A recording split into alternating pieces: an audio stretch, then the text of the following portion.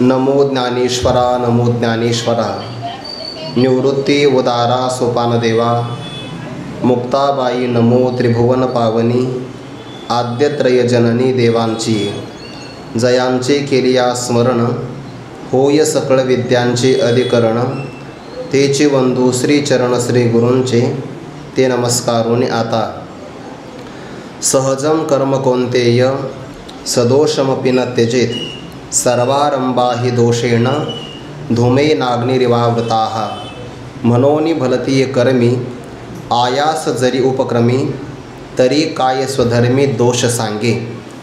कैवल्य साम्राज्य चक्रवर्ती विश्वमौली ज्ञानोबाराय सकल ब्रह्मनिष्ठ गुरुजनांच्या परमकृपेने श्री भगवती ज्ञानेश्वरीच्या 18व्या अध्यायाचं आपण चिंतन करत आहोत। ब्राह्मण क्षत्रिय वैश्य आणि शूद्र यांना प्रतिपादन केलेली जी काही कर्म आहे त्या कर्माच्याच द्वारे त्यांनी ईश्वराचं पूजन करावं।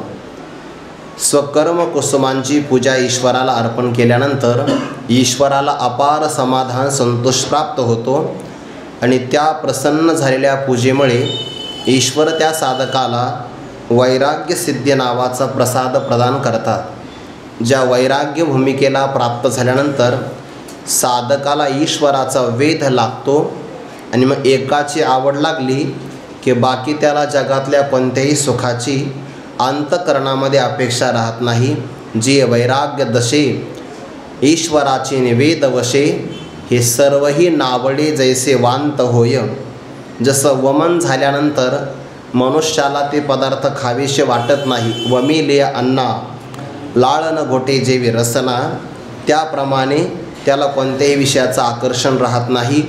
किंबहुना जगातले सगळे सुख त्याला दुःखच प्रतीतेला येतात। असा वैराग्याच्या भूमिकेला तो प्राप्त होतो आणि हीच भूमिका ब्रह्मज्ञान संपादन करण्याची योग्यता आहे।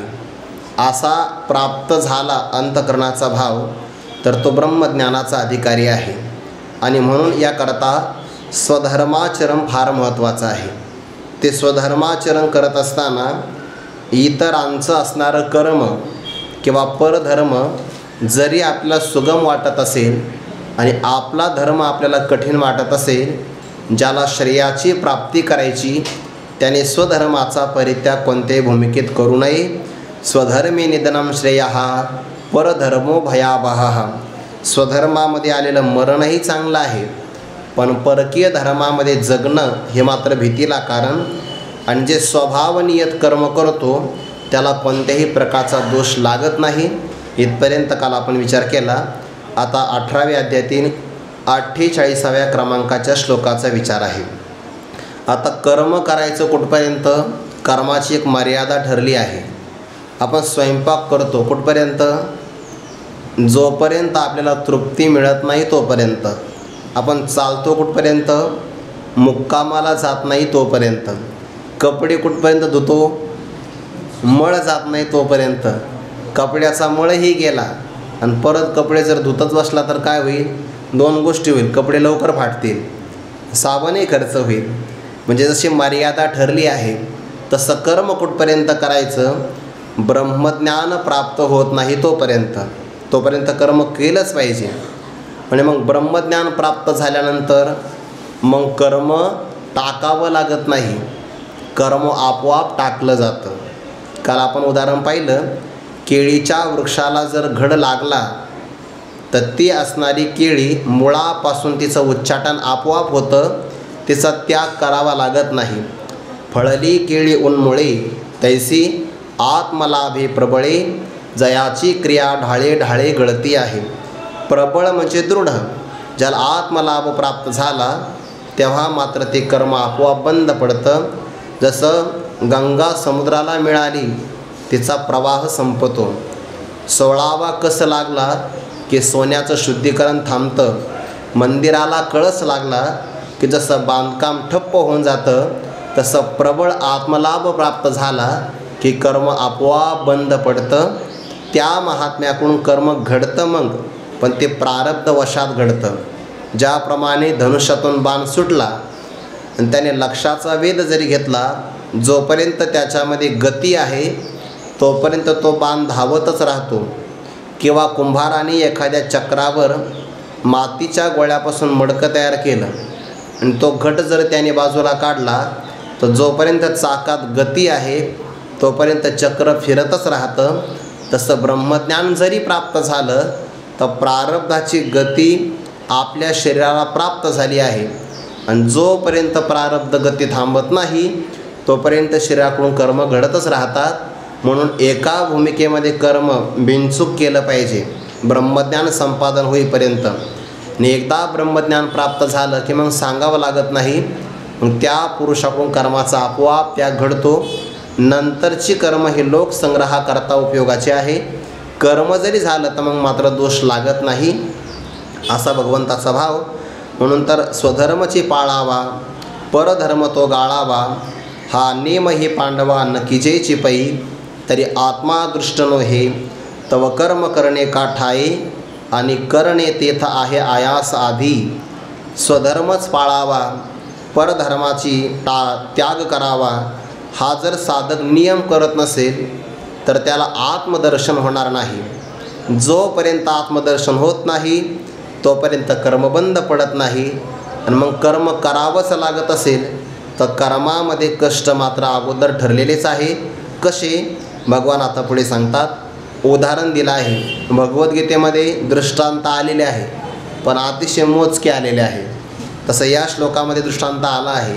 दुसऱ्या अध्यायामध्ये 2-3 आलेले बघा. वांसांश जीर्णानि यथा विहाय उदाहरणच आलं आहे. किंवा यदा संहरते चायम कृमंगानी वसर्वशः तिथे आला आहे. शेवटच्या उपांत्य श्लोकामध्ये अपूर्यमान वचल प्रतिष्ठम दुसऱ्या अध्यायामध्ये काही श्लोक दृष्टांत आलेले आहेत. तसे गीतेमध्ये आले कमी प्रमाणामध्ये. आता ज्ञानोबरांनी एवढी दृष्टांत दिली आहे. हे सगळे आपल्यावर असणारी दया आहे बरं. कोणत्या का होईना दृष्टांताने आपलं काम होईल अशी ज्ञानोबरांची भूमिका आहे. बहुतेक ज्ञानोबरांच्या समोर अनेक अधिकारी ऐकायला आले असतील. मग प्रत्येकाचा विचार करून दृष्टांत दिला आहे. ज्याला जो आवडेल त्याने तो दृष्टांत घ्यावा आणि आपलं काम करून घ्यावं असा त्याचा अर्थ. पदच्छेद असा आहे. सहजम कर्म कोणतेय सदोषम अपि न त्यजेत सर्वारंभा हि दोषेन धूमेन अग्नि इव आवृताः. अग्निः इव आवृताः असा अर्थ होतो. हे कौंतेयम कोणती पुत्र अर्जुना, जे आपलं सहजम कर्म, सहजम म्हणजे काय, सह म्हणजे बरोबर, ज म्हणजे जन्म, जन्माबरोबर आपल्या मागं लागलेला आहे.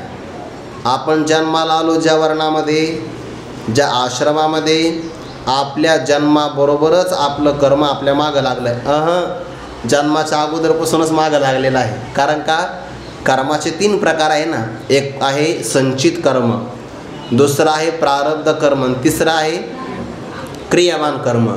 संचित म्हणजे साठलेलं, ज्याला आपण फिक्स्ड डिपॉझिट म्हणतो, जे साठलेलं आहे त्यातून जे आपण वापराला काढलं त्याला म्हणतात प्रारब्ध कर्म.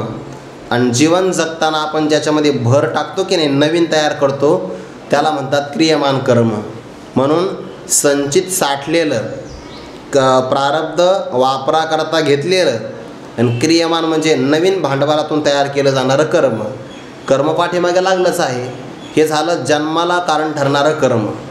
पण जन्माला आल्यानंतर जन्माबरोबर आपल्याला वर्ण आणि आश्रम यानुसार एक कर्म मागं लागलेलं आहे. ते क्रियमानच कर्म आहे आपलं.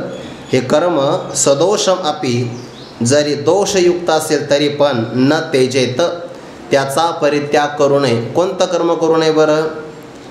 कोणत्या कर्माचा परित्याग करू नये? जे स्वाभाविक कर्म आहे आपल्या वाट्याला आलेलं, वर्ण आश्रम धर्मानुसार त्यांचा परित्याग करू नये. काय आहे? स्वधर्माचं आचरण केलं तरी त्यातही कष्टच आहे, आणि दुसऱ्याच्या कर्माचं आचरण केलं तर परधर्माचं त्याच्यात कष्टही आहे आणि नरकाला जाण्याची भीती पण आहे. त्यापेक्षा स्वधर्माचं किती कष्ट झाले तरी आपल्याच असणाऱ्या स्वधर्माचं कर्माचा परित्याग करू नये. सदोषमापी, दोषयुक्त आहेच की नाही. ब्राह्मणाचा दोष म्हणजे काय, पापाचा अर्थ नका घेऊ, काठिण्य आहे त्याच्यामध्ये. सदोष म्हणजे काय, काठिण्य की नाही. ब्राह्मणाचं कर्म करायचं म्हणलं तरी काठिण्यच आहे. क्षत्रियाचं कर्म करायचं म्हणलं तरी राज्य परिपालनाचे कष्टच आहे. दुसऱ्याचा धर्म बरा वाटतो आपल्याला. जसं की भक्तराज अर्जुनाने दुसऱ्या अध्यायामध्ये म्हटलं आहे देवा मी क्षत्रिय आहे, क्षत्रियाला युद्ध करावं लागतं, युद्धामध्ये आपल्या हातातून अनेक जण मारले जातात, त्यांचा वध होतो म्हणजे पाप होतं, म्हणजे कठीण आहे की नाही. युद्धामध्ये हिंसा घडते म्हणजे कठीण आहे, दोषयुक्त ते कर्म आहे, सदोष आहे. मग त्यापेक्षा भिक्षा मागता भली, मस्त वस्त्र घ्यायचं, 4 गाठी बांधायच्या आणि भिक्षा मागायची, हे कर्म चांगलं आहे की नाही. देश त्यागे जाई हे असं तो येथवर भिक्षा मागता भली असं म्हटलं आहे. जे याही उनी भोग सदर ते येणे माने दुर्धर, याही उनी भोग सदर ते असतो येथवर भिक्षा मागता भली, ना तरी देश त्यागे जाईजे. देशाचा परित्याग करू का गिरीकंदर शेवेजे, परी शस्त्र आता न धरीजे यावरी. पण यांच्यावर शस्त्र धारण करावं हे का कठीण वाटतं आहे. पापमेवाश्रय दस्वान हत्वै ताना तताईनहा, हे आतताईंना मारलं तर मला पापच प्राप्त होईल. नियम असा आहे, आतताई लोकांना मारलं तर पाप लागत नाही. नाथ महाराजांनी भागवतामध्ये म्हटलंय, कोण आहे आतताई? 6 प्रकारचे कर्म करणारे आतताई आहे. अग्नितो गरदष्टेव शस्त्र पानिर्धनापह क्षेत्रदारापहारीच षडैते आपता आतताईनहा. की या श्लोकाचं मराठीत भाषांतर, अग्निदाने गरदाने किंवा घाला घालूनी मारणे, क्षेत्रदारा अपहारणे, शस्त्रपाणी होणे वधार्थ या आतताई. जे अग्नी लावून देतात ना, दुसऱ्याच्या घराला आग लावतात, ते आतताई असतात. जे विष कालवतात ते आतताई असतात. अग्निदाने गरदाने, जे आपल्या जमिनीचं अपहरण करतात, दुसऱ्यांच्या स्त्रीचं अपहरण करतात, आतताई असतात. 4 झाले. अग्निदाने गरदाने, धनदारा अपहारणे, घाला घालूनी मारणे, संधी साधून मारतात. आणि कायम दुसऱ्याचा वध करण्याकरता जे हातात शस्त्र धारण करतात ते आतताई असतात. कौरवाकडून सगळे अपराध घडलेले, कौरव सगळे आतताईचं आहे. पण तरी भक्तराज अर्जुन काय म्हणतात, यांना मारलं आतताईंना तर मला पापच प्राप्त होईल. त्यापेक्षा मस्त भिक्षा मागितलेली चांगली आहे. मधुकरी मागायची, काही अडचण नाही, काही नाही. करा वाटलं तर करायचा अभ्यास, तिथलं सांगतोय मी. असं आहे का काही? नाही. सगळ्या कर्मामध्ये दोषच आहे की नाही. ब्रह्मचर्य धर्म गोकाव्य अक्षरे, त्याने अक्षराची सेवा केली पाहिजे. विनाकारण मधुकरीचं अन्न खाऊ नये, अभ्यास केला पाहिजे. तो प्रसाद आहे. जर आपल्या कर्मात आळस केला मग ते भोगावं लागतं बरं, त्याचे कष्ट भोगावे लागतात. अभ्यास केलं तरच त्या अन्नदात्यांच्या अन्नातून आपण उत्तीर्ण होऊ शकू. आणि जर प्रमाद केला, आळस केला तर मग त्यांच्या कष्टाचं जे काही पुण्य आहे, एकतर आपली साधना प्रबळ पाहिजे, म्हणजे आपण त्यांना पुण्य दिलं तर आपली सुटका होईल. पुण्यही नाही ना अभ्यासही नाही तर मग मात्र कष्ट करून ते फेडावं लागेल, असा त्याचा अर्थ. कठीणच आहे की नाही सगळं.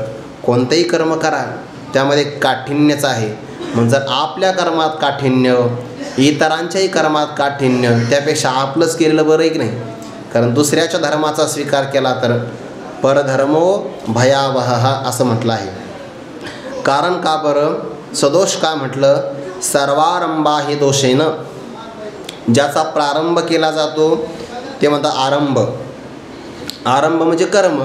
सर्व प्रकारची कर्म घ्या, ती कशी आहे? दोषेन आवृताः. दोष म्हणजे कष्ट, त्याच्यामध्ये कष्टाने ते झाकलेले आहेत. कसे? धूमेन अग्नी इव, ज्याप्रमाणे धुराने अग्नी झाकलेला असतो की नाही. जर तुम्हाला अग्नी लावायचा असेल, म्हणजे हल्लीच्या काळातला अग्नी नाही घ्यायचा, लाकडातला अग्नी लावायचा असेल किंवा शेणाच्या गौऱ्यापासून तयार केलेला अग्नी प्रगट करायचा असेल, तो अग्नीवर आपण फुंकर घातले तर पहिला काय होतो? धूरच तयार होतो की नाही. म्हणजे जसा धुराने अग्नी झाकलेला असतो तसं कष्टानेच कर्म झाकलेलं असतं. कोणतंही कर्म करा त्यामध्ये कष्ट ठरलेलेच आहेत. यावर ज्ञानोबा स्पष्टीकरण पुढे सांगतात. मनोनी भलतीय कर्मी आयास जरी उपक्रमी, तरी काय स्वधर्मी दोष सांग्या. 36 क्रमांकाची ओवी आहे. मनोनी, या कारणामुळे ज्याही कर्माचा आपण प्रारंभ करू त्यामध्ये सुरुवातीलाच कष्ट आहे. ते आपण म्हणतो की नाही, आधी हाताला चटके मग मिळते भाकर. साधं जेवण जरी करायचं म्हटलं तर सुरुवातीला कष्टच आहे की नाही. तसं कर्म करायचं म्हटलं की प्रारंभच आहे, कष्टाचा आहे. मग तो वाटेल त्या कर्मात बरं. नित्य कर्म करा, नैमित्तिक कर्म करा, काम्य कर्म करा, प्रायश्चित्त कर्म करा. चुकून एखाद्या दुष्टाने निषिद्ध कर्म केलं, दुष्ट पुरुषाला माहितीच नाही, त्यामध्ये पण कष्ट आहेच की नाही. भलतीय कर्मी आयास जरी उपक्रमी, उपक्रम म्हणजे प्रारंभ, प्रारंभाला वाटेल त्या कर्म घ्या.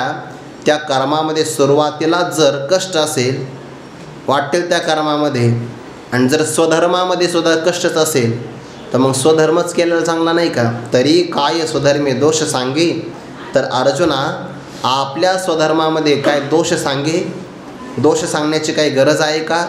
त्याही कर्मात दोषच आहे. आपले कर्मामध्ये दोष म्हणजे काठिण्यच आहे. तर स्वधर्माचा परित्याग करू नये याकरिता पुढे उदाहरण देतात. तर मग स्वधर्मात काय दोष आहे, म्हणजे आचरण करण्यामध्ये काय कष्ट आहे. वाटेल त्या कर्मात कष्ट भोगावे सुरुवातीलाच लागणार आहे. स्वधर्माचा परित्याग करायचा आणि दुसऱ्याच्या असणाऱ्या परकीय धर्माचा स्वीकार करायचा, त्याच्यातही दोषच आहे. मग आपलं आचरण करण्यात कुठं दोष आहे. आपल्या आचरणामध्ये दोष लागत नाही, उलट दोषातून सुटका होते. बघा, स्वधर्मातून सुटका होते आहे. बघा पुढे, कष्ट समानच आहे, कोणतं स्वीकार करावा. आता जवळपास 41 ओवीपर्यंत या सगळ्या दृष्टांताचा रोख असा आहे, पद्धती अशी आहे की स्वधर्मामध्ये सुद्धा कष्टच आहे आणि परधर्मामध्ये सुद्धा कष्टच आहे. दोन्हीकडे कष्ट समानच आहे असा सांगण्याचा दृष्टांताचा भाव आहे. आणि 42व्या ओवीपासून दृष्टांताचा रोख बदलतो आहे. मग काय करावं, कष्ट समान असेल तर आपलेच घ्यावे, म्हणजे स्वधर्माचंच आचरण करावं, परकीय धर्माचं आचरण करू नये, असा रोख बदलतो आहे. बघा पुढे, नंतर ते लक्षात येईल आपल्या. आगा म्हणजे अरे अर्जुना, उजो वाटा चालावे तरी पायाची शिनवावे, ना आळ राणे धावावे तरी तेची. आगा म्हणजे अरे अर्जुना, एखाद्या गावाला जायचं असेल तर मार्ग असतात की नाही. मार्गात प्रकार आहे बघा, एक महामार्ग, दुसरा राजमार्ग. महामार्ग म्हणजे मोठा मार्ग आणि राजमार्ग म्हणजे राजा ज्या रस्त्याने जातो त्याला राजमार्ग असं म्हणतात. आता आपल्याकडे भरपूर मार्ग आहे बरं, भूमार्ग, जलमार्ग, लोहमार्ग, आकाशमार्ग, असे बरेच मार्ग आहे. पण त्यापैकी एक आहे आडमार्ग, वनातून जंगलातून जाणारा, डोंगरातून किंवा दरीतून जाणारा.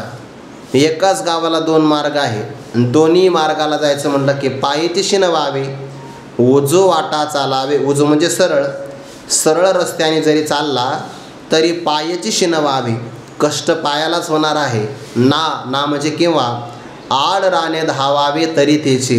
आणि एखादा जर आड रानाने धावत असेल तरी तेची म्हणजे काय, पायाची शिनवावे हेची, पायाला कष्ट होणारच आहे. एक आपलं आत्ता उदाहरण सांगतो. आपण आता श्री संत सोपानदेवांच्या संजीवन समाधी सोहळ्याला जातो की नाही, सासवडला. ते हल्लीच्या काळातलं उदाहरण आहे बरं, फक्त कोणाचं नाव असं उल्लेख नाही करत मी, पण आताचं अनुभवातलं उदाहरण आहे. मग आपण दिवे घाटातून गेलो तर उजो वाटा चालावे, सरळच रस्ता आहे की नाही. पण या वारीतलाच अनुभव असा आहे की आपले काही साधक मंडळी अगोदरच्या दिवशी इथून द्वादशी सोडून निघाले सोपानदेवांच्या वारीसाठी आणि सासवडच्या दिवे घाटाला त्याने अलीकडे एक मुक्काम केला. आता काय फक्त टप्प्यात आलं की नाही, 11-12 किलोमीटर जायचं, घाट चढून गेला की सासवड जवळच आहे. पण त्यानं ज्या गावात मुक्काम केला त्या गावातला एक मनुष्य भेटला. तो म्हणला, तुम्ही या रस्त्याने जाऊच नका, माझ्या मागं चाला. एकच डोंगर पार केला की तुम्हाला सासवडमध्ये नेऊन ठेवतो म्हणे मी. यांना वाटलं बरं आहे, 11-12 किलोमीटर जाण्यापेक्षा एक डोंगर पार करून त्या माणसाचे मागं गेले. डोंगरच संपेना. ते समाधी सोडायला 11:30 वाजता आले. जे दररोज 9:30ला 10ला यायचे ना, ते म्हणे इथून पुढं जर वारी करायचं तर याच रस्त्याने जाऊ, किती उशीर हो. आड राणे धावावे तरी त्याची. आता सरळ रस्ता सोडला, परिणाम काय झाला, वेळही झाला, श्रमही झाले आणि मानसिक ताप तो वेगळाच आहे की नाही.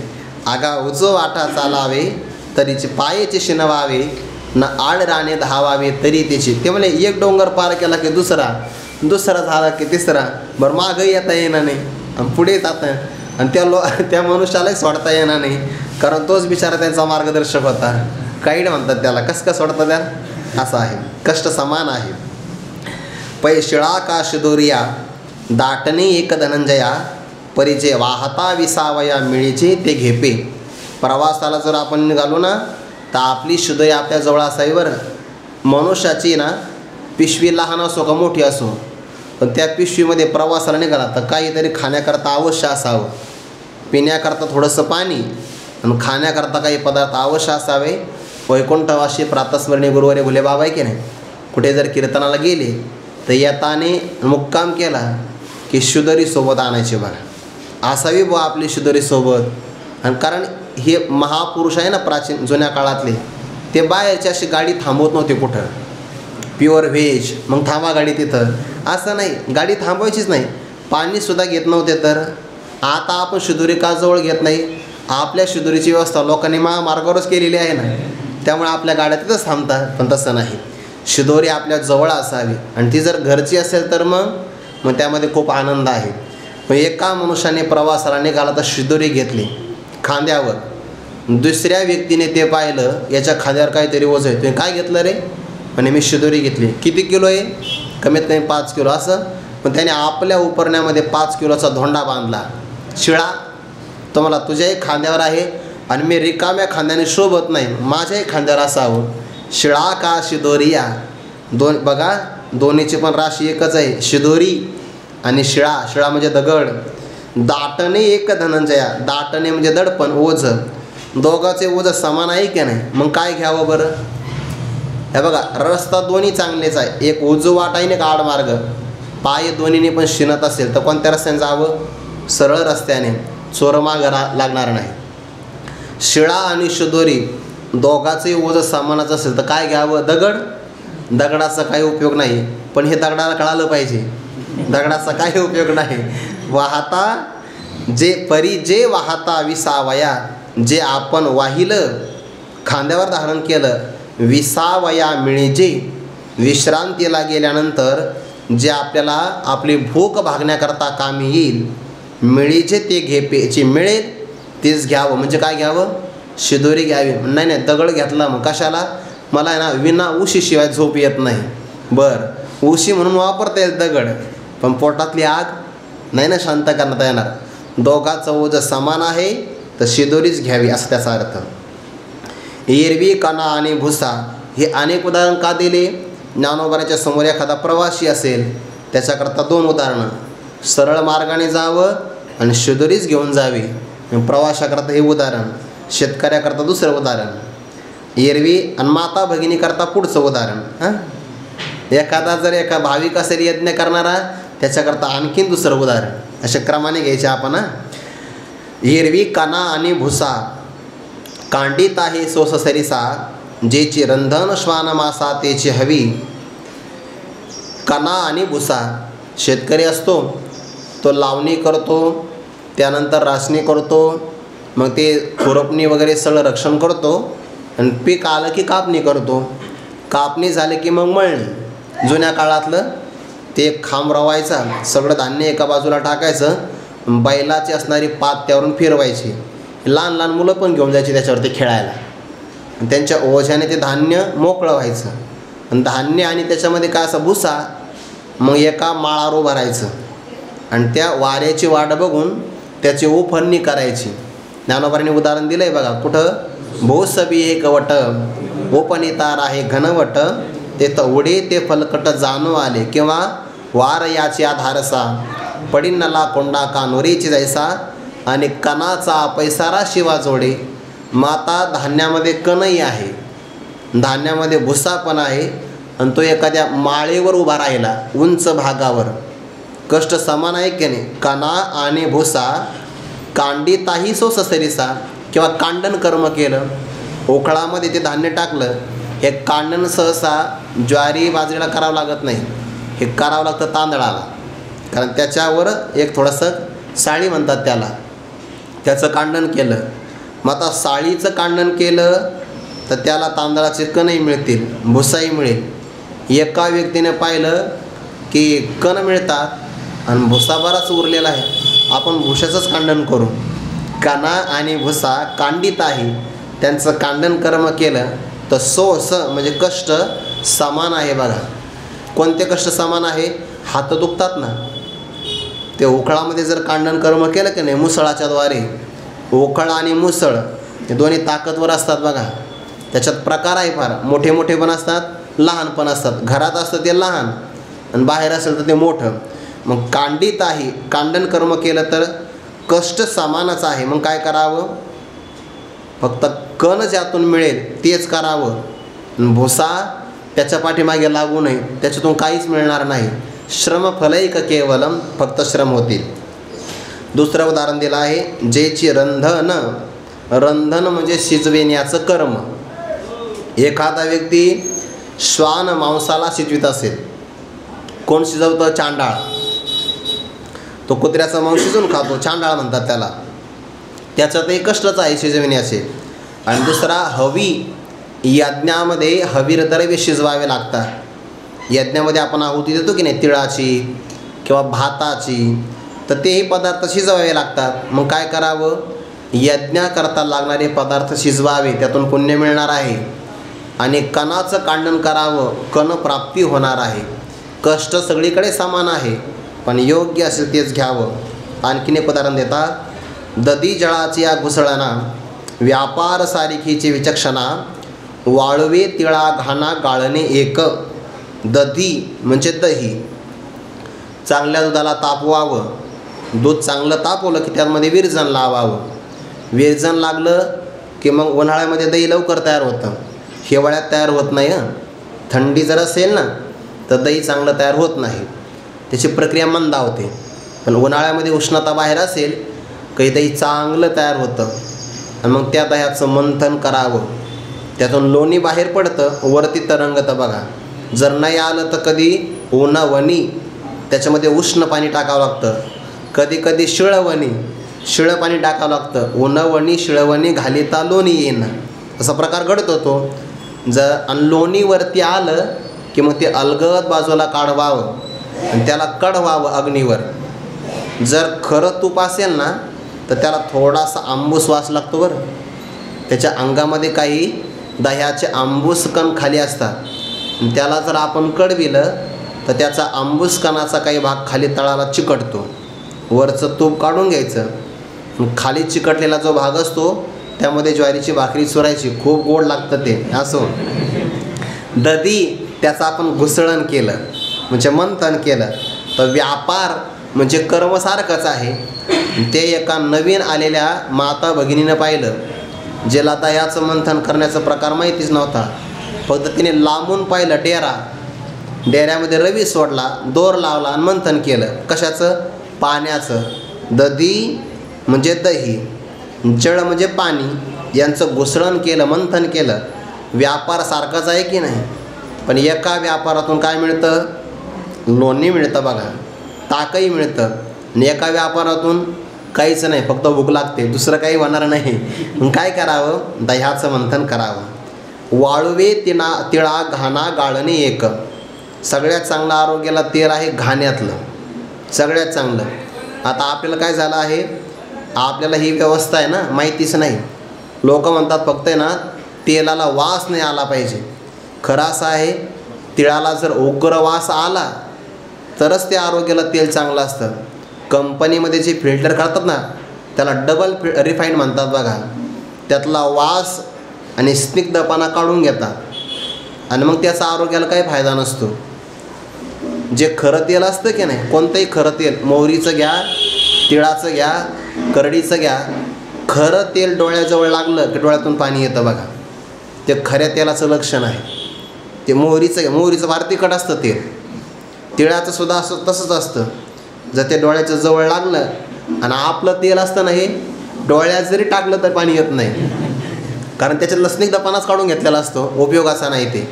मग ते घाण्यातलं तेल सगळ्यात चांगलं, सगळ्यात चांगलं. मग एकाने घाण्यामध्ये शेंगदाणे टाकले, करडी टाकली, दुसऱ्याने ते पाहिलं आणि त्याने ती म्हण ऐकली होती, प्रयत्ने वाळूचे कण रगडिता तेलही गळे.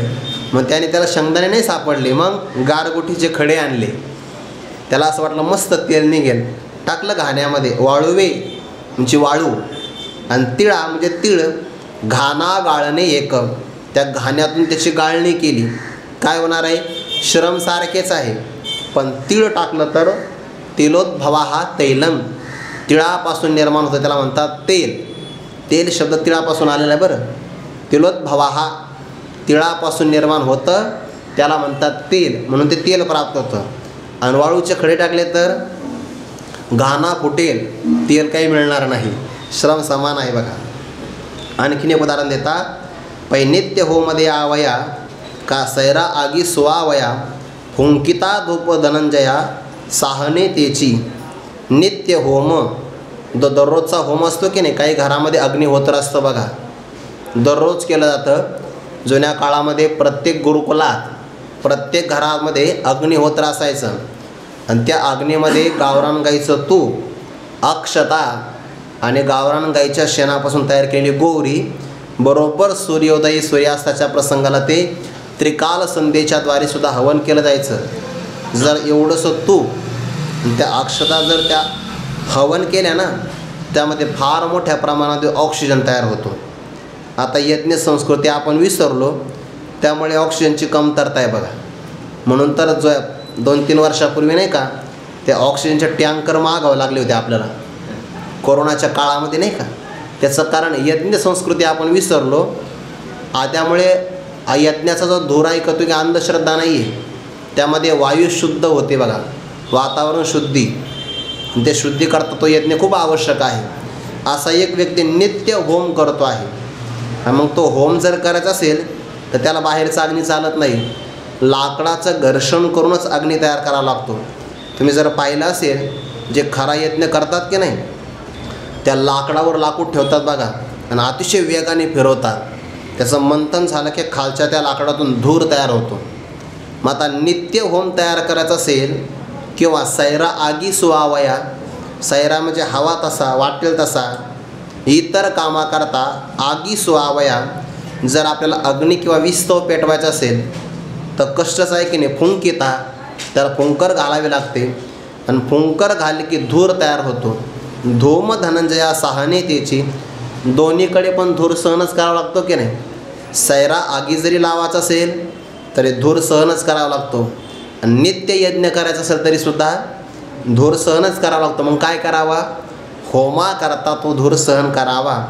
या सगळ्या उदाहरणातून समानता दाखवली. कोणती, स्वधर्म करायचा असेल तरी कष्टच आहे आणि परधर्माचं अनुष्ठान करायचं असेल तरी कष्टच आहे. मग आता काय करावं, स्वधर्माचंच अनुष्ठान करावं, परकीय धर्माचं अनुष्ठान करू नये. कारण परकीय धर्मामध्ये दोष लागतो आणि स्वधर्मामध्ये दोषाचं मार्जन होतं, दोषक्षालन होतं. आता उदाहरणाचा भाव बदलला बरं, दृष्टांताचा रोख आता बदलला आहे बघा. पुढे कोणतं अनुष्ठान करावं, दोन्हीची समानता आपल्यासमोर ठेवली आहे. हे कष्टाचं साधर्म्य समान आहे सगळीकडे, भलतीय कर्मी आणि स्वधर्मी. मग काय करावं, तर आता आपलीच निवड कशी करावी स्वधर्माची, याकरता उदाहरण बघा. उदाहरण दिलं आहे दाम्पत्य जीवनातलं. परी धर्मपत्नी धांगडी पोषिता जरी एके ओढी, तरी का अपरवडी आणावी अंगा. एक व्यक्ती संसारात राहतो आहे, जुन्या काळातलं उदाहरण आहे. हल्लीच्या काळात हे जमत नाही. हल्लीच्या काळामध्ये मग कष्ट खूप आहे आणि कायद्याने सुद्धा विरोध आहे त्याला. बहुपत्नीत्व नाहीच, पण द्विपत्नीत्व, पहिलेला घटस्फोट द्यावा लागतो. द्विभार्या प्रतिबंधक कायदा म्हणतात त्याला. वा, गोड शब्द आणला यांनी. कायद्याचा अभ्यास आहे. तर त्याच्यामध्ये जर दुसरं लग्न करायचं असेल तर पहिलेला डिवोर्स म्हणतात ना, घटस्फोट आणि तिची व्यवस्था करावी लागते सगळी. ते मरेपर्यंत आपला पगार तिला द्यावा लागतो कायद्यानुसार. आता एका व्यक्तीने काय केलं, अग्नी, देव आणि ब्राह्मण यांच्या साक्षीने लग्न केलं. लक्षपूर्वक ऐकता तुम्ही. असं ऐकलंच पाहिजे, उदाहरण समजलं पाहिजे की नाही. ऐका, अग्नी, देव, ब्राह्मण यांच्या साक्षीने विवाह केला. जी आपल्या धर्मकार्यात सोबत असते त्याला धर्मपत्नी म्हणतात बरं. आपल्याकडे विनाकारण नाव नाही आली. धर्माला सहाय्य करती धर्मपत्नी, पतीचा अर्धांग आहे म्हणून अर्धांगिनी असे त्याचे शब्द आहेत सगळे. ती आली की श्रीमंती घेऊन येते म्हणून श्रीमती असे नाव आहे तिचे. श्रीमती, धर्मपत्नी असं. किंवा पतीची सेवा करणं हे जिचं व्रत आहे म्हणून पतिव्रता अशी एका जणाला धर्मपत्नी मिळाली होती. पण त्याने विचार केला आणखीन एक लग्न करायचं म्हणून दुसरी त्याने शोधली पण धर्मपत्नी नाही मिळाली. मग धांगडी म्हणजे वाईट स्वभावाची मिळाली.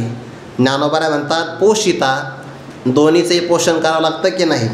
जरी एकी ओढी जर त्याला कष्ट समानच होत असेल किंवा कष्ट दोघीचे समान आहे पोषण करत असताना, तर मग जी धर्मपत्नी आहे तिचं पोषण केलं की त्याला पुण्य आहे.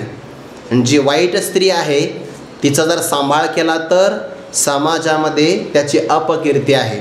तरी का अपरवडी आणावी अंगा, त्याने आपल्या अंगाला चरित्राला का बरं अपकीर्ती आणून घ्यावी. समानच आहे की नाही पोषण करणं. धर्मपत्नी असेल किंवा एखादी वाईट स्त्री असेल, जर पोषण करणं समान असेल तर काय करावं बघा, एकीची निवड करावी आणि एकीचा परित्याग करावा. अपरवडी अपकीर्ती अंगा का आणावी, आणूच नाही, धर्मपत्नीचं पालन पोषण करावं. दृष्टांताचा रूप बदलतो आहे बघा. हा गा पाठी लागला घाई मरण न चुकीची पाही, तरी समोरला काही आगळे नक्की. जे क्षत्रिय व्यक्ती आहे, क्षत्रियाने युद्धे च अपि अपलायनम, त्याने युद्धातून पलायन करू नये. ज्ञानोबा म्हणतात क्षत्रिया रणी पळवून जाणे ते कोणच आहे लाजीरवाने. क्षत्रियाने रणांगणातून पळून जाऊ नये, गेला तर जगण्यात काही मजा नाही. बघा ज्ञानोबा दुसऱ्या अध्यायामध्ये म्हणतात बघा, ऐसेनी ही प्राण संकटे जरी विपाय पानिगणे घटे, तरी ते जियाले ओखटे मरणागुणी भयात रणात उपरतम मंसन्ते त्वाम महारथाः येषां च त्वं बहुमतो भूत्वा यस्य लाघवम् अकीर्तिचापि भूतानि कथयिष्यन्ति ते व्ययां संभावितश्च कीर्तिर्मरणादतिरिच्यते जानतेनि तवच ज्यावे. जब अपकीर्ती अंगान पवे सांग पाके विनिगावे. येथून या, तो निर्मत्सर आहे, दया संपन्न आहे, येथून तो पळून जाशील. पण ते सगळं या लोकांना आवडणार नाही. ते म्हणते अर्जुन गेला रे गेला. अर्जुन हे म्हणते गेला रे गेला. अर्जुना मा बिहाला, हा सांगे बोल उरला आणि का काही. ते विनाकारण तुझी चेष्टा करत राहतील. जे माणसं आहे ना, ज्यांनी युद्धात पराक्रमसुद्धा गाजवला नाही, जे पहिल्यांदाच युद्धात आले, ते म्हणतील बघा आमचा पाय गुण, आम्ही आलो तर अर्जुन पळून गेला. तो पहिल्यांदाच आला आहे तरी ते म्हणतील की नाही, अशी अपकीर्ती अंगाला येईल की नाही. म्हणून पाठी लागला घाई. जर घाव किंवा शस्त्राचा असणारा प्रहार आपला एखादा व्यक्ती पाठीमागेच लागला आहे आणि तो इतका मागं लागला की मरण न चुकीचे पाही, युद्धातून आपलं मरण आता चुकणार नाही. मग काय करावं, त्याला पाठ दाखवण्यापेक्षा सरळ लगेच त्याला तोंड दाखवावं, सन्मुख व्हावं. तरी समोरला काही आगळे नक्कीचे. ज्ञानोबा म्हणतात जो समोरूनच आपल्या पाठीमागून घाव घालण्यापेक्षा त्याने समोरून छातीवर काय करावं, घाव सहन करावा. समोरासमोर व्हावं, समोर व्हावं. आणि आगळे काही नक्कीचे. आगळा वेगळा पराक्रम का बरं करू नये. ते म्हटले बघा, निष्कपट व्हावे ओशिना घाई समजावे. हे असो काही सांगावे प्रत्यक्षावरी. निष्कपट व्हावं आणि घाव घातला की त्याला प्रतिघाव घालावा. समोर व्हावं का बरं. जो व्यक्ती युद्धामध्ये समोरासमोर युद्ध करतो ना, सदा सन्मुख सूर्यापुढे ते समोर शत्रूपुढे होण्याचे कवा. सूर्यकमळाची झाडं कायम सूर्याचे समोर असतात, तसं शत्रूच्या समोर होऊन राहणं. जो युद्धामध्ये समोरासमोर युद्ध करतो आणि छातीवर घाव झेलून मरतो, तो मेला की लगेच स्वर्गाला जातो. हतो वा प्राप्स्यसि स्वर्गम जित्वा वा भोक्ष्यसि. पलायन करणारे मरतात पण अपकीर्तीलाच प्राप्त होतात. त्यापेक्षा समोरासमोर का बरं युद्ध करू नये. मरण चुकणार नाही. मागे एखादा व्यक्ती मागे लागला, मग काय करावं, पलायन करू नये, लगेच तोंड फिरवावं आणि त्याच्याबरोबर युद्धच करावं. मरण चुकत नसेल तर, चुकत असेल तर मग गनिमी कावा करावा आणि यावं मागं. दुसऱ्या वेळेस पुन्हा नवीन तयारी करावी, असाही अर्थ घ्या. इथला तो अर्थ नाही बरं. हागा पाठी लागला घाई मरण न चुकीची पाही, तरी समोरला काही आगळे नक्की. जे चुकणार तर नाही ना, मरण तर चुकणार नाही. किंवा मागच्या असणाऱ्या उदाहरणामध्ये कष्ट चुकणारच नाही, तर मग कशाला अपकीर्ती करायची. एखादा व्यक्ती जिवंत माघारी आला, पळून मागं आला लोकांनी, आणि तू तर भेकडे, त्यापेक्षा युद्धभूमीत मेला असता तर वीरगतीला प्राप्त झाला असता. मग गावात जरी आला तरी अपकीर्ती आहे.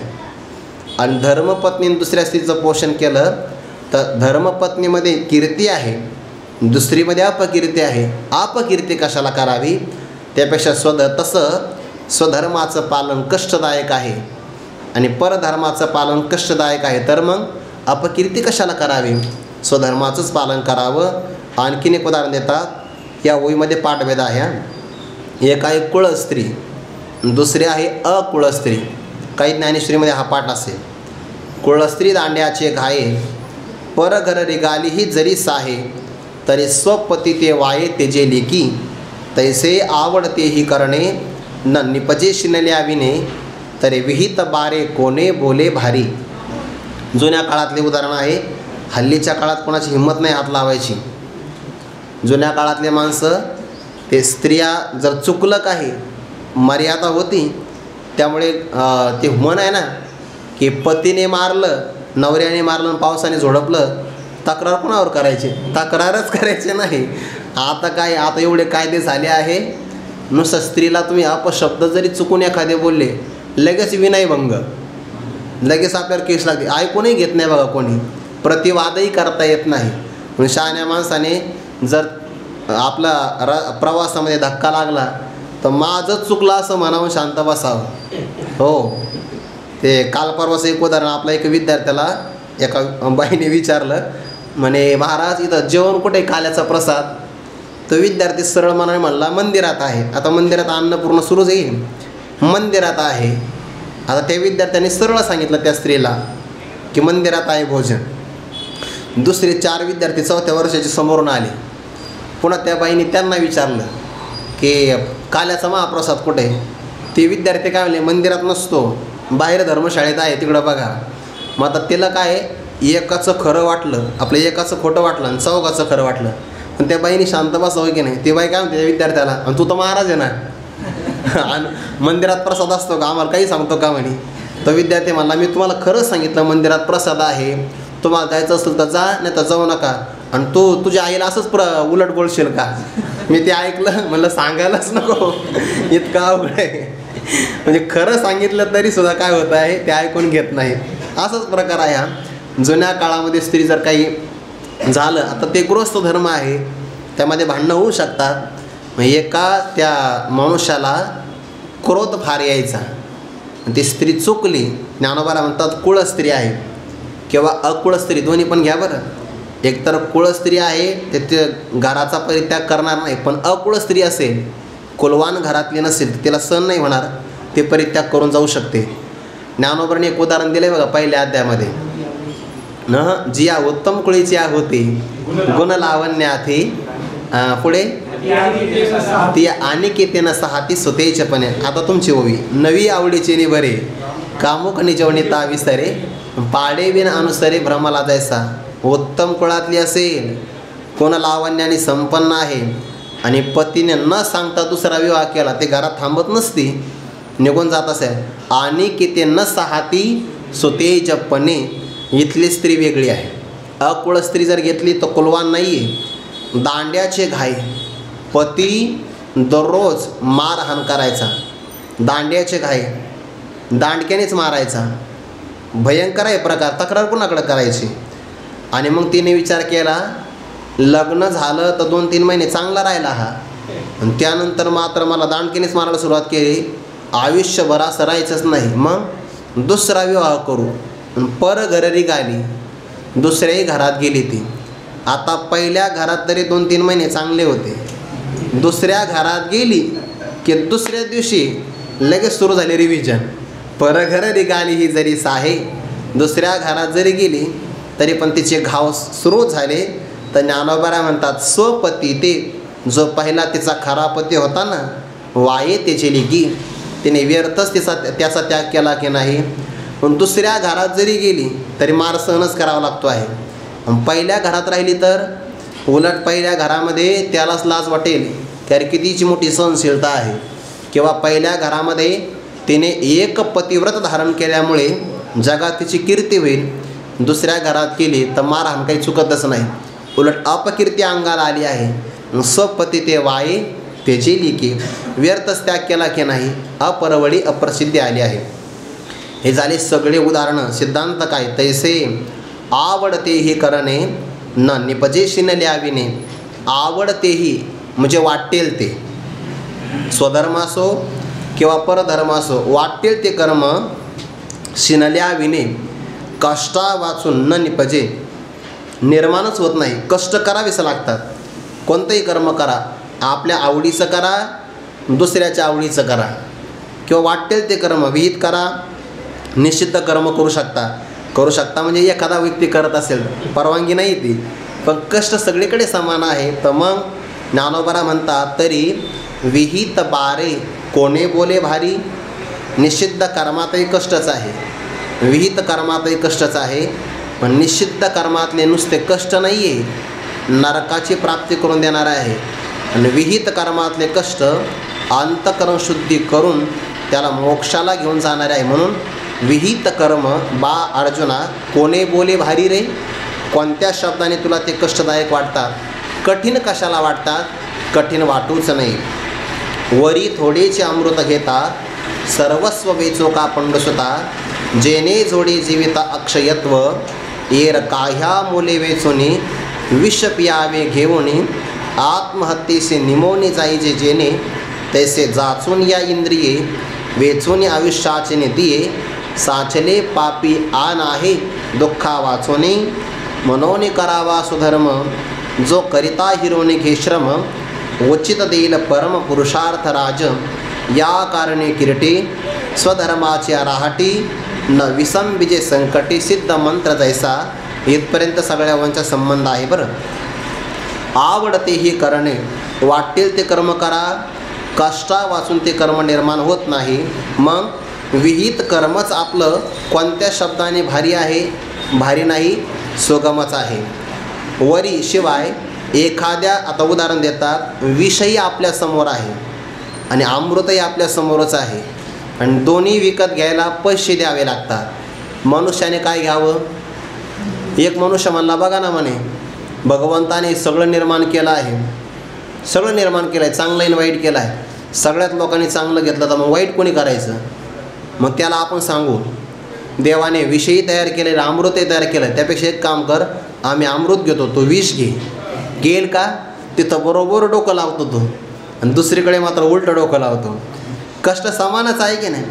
पैसे सगळीकडे द्यावे लागतात. वरी शिवाय थोडेचे अमृत घेता, थोडंसं आपल्याला अमृत मिळणार आहे, आणि त्याच्यासाठी सर्वस्व वेचो का पंडसुता.